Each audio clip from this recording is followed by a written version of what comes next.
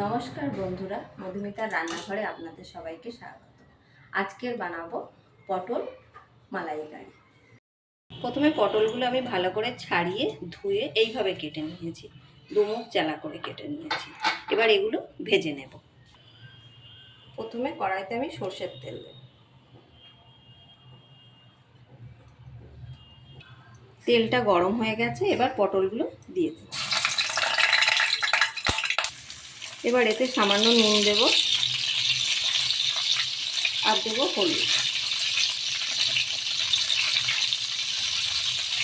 দিয়ে পটলগুলো ভেজে নেব।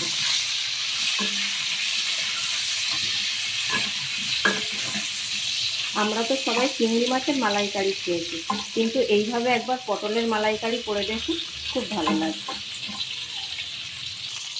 পটলগুলো এক পিঠ ভাজা হয়ে গেছে, এবার এটা নেব।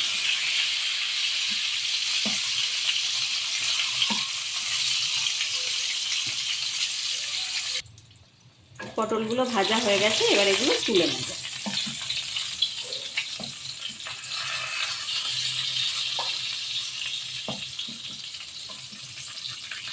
এই তেলের মধ্যে দিলাম একটা তেজপাতা টুকরো করে, আর দেব পোস্ত, কাজু আর চারমগজ বাটাটা।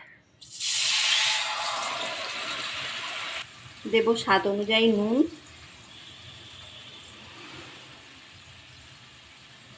আর দেব হলুদ।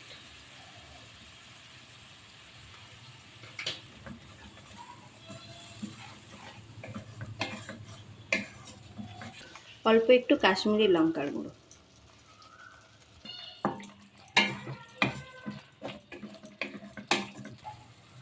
মশলাটা কষা হয়ে গেছে, মশলা থেকে তেল ছেড়ে দিয়েছে।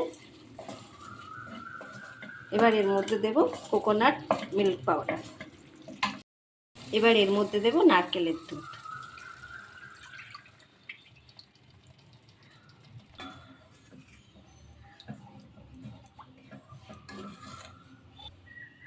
বাটিটা ধুয়ে একটু জল দিলাম। এবার এর মধ্যে দিয়ে দেব পটলগুলো।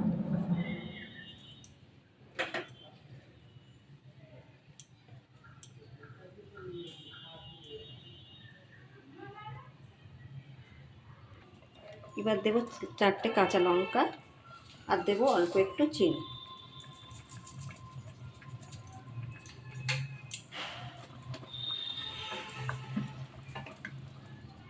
এবার এটা চাপা দেব। এবার এটা দেখে নেব, এটা হয়ে গেছে।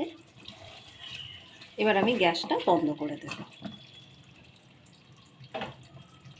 আমার এই রান্নাটা যদি আপনাদের ভালো লাগে, please like, share and subscribe করবেন। আর অবশ্যই কমেন্ট করে জানাবেন রান্নাটা কেমন হয়েছে।